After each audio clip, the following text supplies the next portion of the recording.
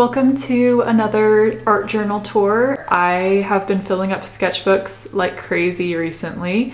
I started this one in October and finished it right before Christmas, and I'm just now getting around to doing the tour for it. I just finished another journal that I started right after Christmas and finished on March 3rd, so I have another journal tour coming up pretty soon, but I wanted to show you guys this one first. It's kind of special because I went a different direction with this journal than I have with previous ones. The ones I have shown on this channel have been mainly like scrapbooky, junk journaly, and there is definitely a bit of junk journaling in this one, but it's mostly a sketchbook or more like an art journal, travel journal. I've been painting a lot of things instead of using photos and junk and collage stuff. I've been painting moments, little vignettes from my travels. I've just been doing a lot more of that. So I am using this Hannah Mule sketchbook. It is a watercolor book, so definitely really high quality watercolor paper for my paintings and not as good for my junk. It actually is kind of hard to glue things to this journal. I wouldn't necessarily recommend it for junk journaling, but I would highly recommend it for if you are a watercolor artist. It is some of the nicest paper I've ever painted with. I guess I should give you a tour of the cover first. So these stickers are from my various sticker sheets I've made with my watercolor paintings. I have a couple of my Patreon stickers on here and then some others, but they're all mine. And I just chose the ones that inspire me the most, and it just felt like the vibe I wanted to start the journal with. Also, I have this little charm that I created at Erico. It's my first Erico charm, and I just felt like I wanted to have an orchid and this cute little eye and the word fragile. It just felt like perfect poetry for this journal. So from the top, I found this flyer in Nashville when I was visiting my sister, and I just thought it was so cute. It reminds me of BMO from Adventure Time. Had to put that somewhere, so it ended up actually on the first page way later after I had already filled up some pages. I just sometimes will go back to the first page and add something. These are a couple observational paintings I saw of cute little cars in New York in October. This tiny little truck was just so cute, and then I had to paint the infamous taxi cab as well. I had to, of course, sketch some of the food we had in New York. Every time I'm in New York, I just want to paint everything. It's my most inspirational place for some reason. Every time I'm there, I'm just like, everything is inspiring me right now. So it's really easy to find really good food in New York, so had to record it. This spread is an observational sketch of a park we went to in New York. I don't remember exactly which park it was. It might have been Central Park. I can't remember off the top of my head now, but it was fall, peak fall, so stunning. I had to paint the beautiful shadows and practice that. And I'm just so happy with this, how this turned out. I tried a different strategy. I used a bit more ink than I usually do. I usually only use colored pencil and watercolor, but to make this front tree really stand out, I added some ink. I went to Kremer Pigments, which is my favorite watercolor brand. They make seriously the most amazing paints by hand, and unfortunately they were closing forever in the United States.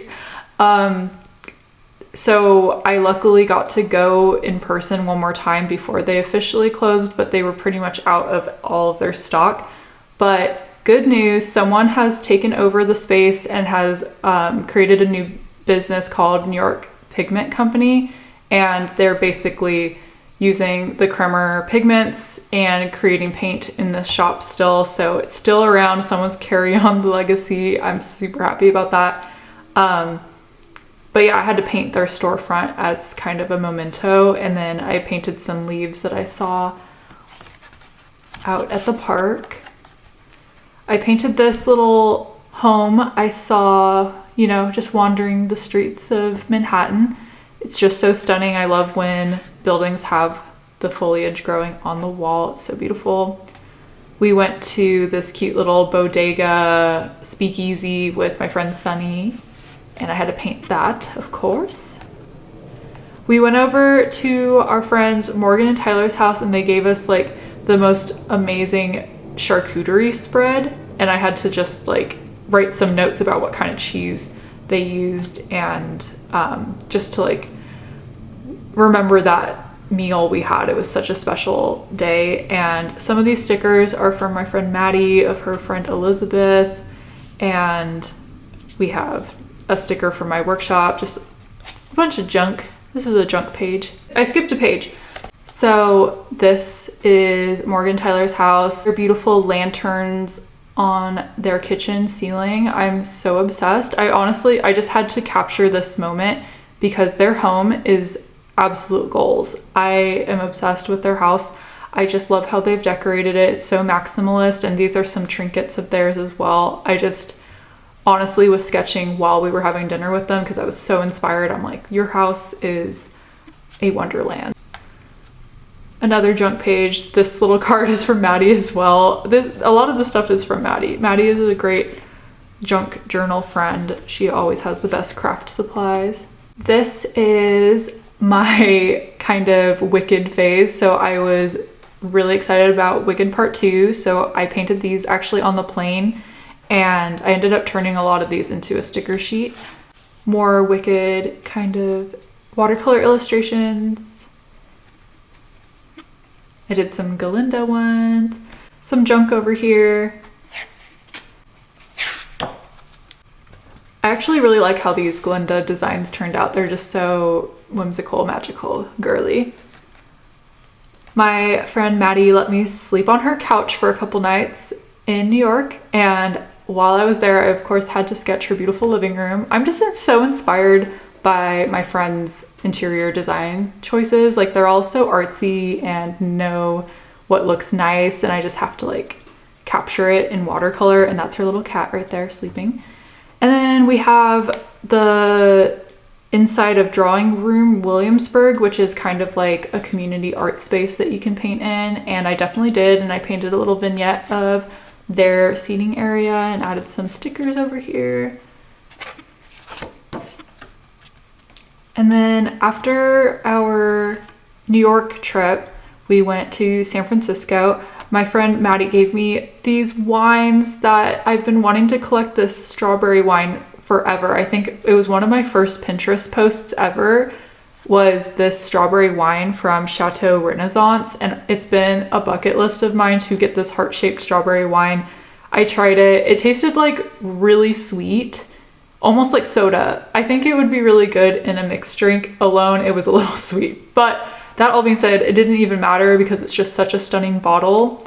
And the design, all of their wine labels are very artisanally made, and like the shapes of their bottles are so unique and special. I kept the bottle, of course, so I have it with me forever because I'm gonna put flowers in it or something. It's so pretty. I had to capture it in watercolor, of course. But yeah, we went to San Francisco and we went to this plant shop. William bought my godfather a plant, and I caught a little moment of William in the plant shop, so I painted that. It's just so pretty. It was in Japantown. Sometimes my journal just looks like this, like planning things, plotting things, business, brain dump stuff. And then did some writing, some Japantown memories, and I painted my godfather's stairwell. It's just so pretty with his plants and the shadows and stuff. I just was really wanting to capture that moment, as well as the little tree on the walk we do around his house. It's just so pretty with the warm sunlight poking through it. And then we have some more Japantown moments. There was this really tiny bonsai persimmon tree that I was like, if I was super rich, I would buy this. It's so amazing. The persimmons were like as big as my thumbnail. They were so tiny, and it was really cool. This card that I found at a stationery store in Japantown.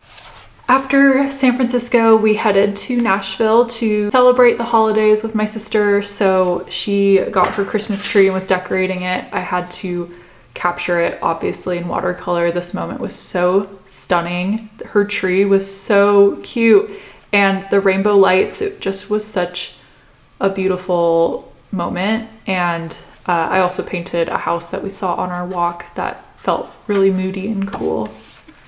For food moments that I'm trying to capture, we were in Santa Cruz and I painted the Shadowbrook restaurant. Love that restaurant. And we have some junk, all sorts of stuff from San Francisco and Santa Cruz that I've been collecting, and doing some color swatches of my new case for making paints I got. I created this memorial page for my grandma Miko, and it's just really hard not having her around, and I just wanted to, I was in a wicked mood, obviously, with this phrase, but I just wanted to make a little spread in her memory because it was the anniversary of the day she passed, so I wanted to make this.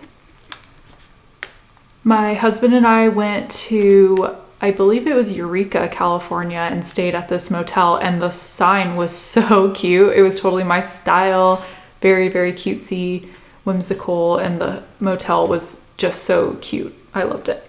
And then we have some junk and stickers and stuff on this side. These are some stickers I got in LA. And we went to Portland, Oregon for a wedding, and this was the stained glass in the chapel. It was so beautiful.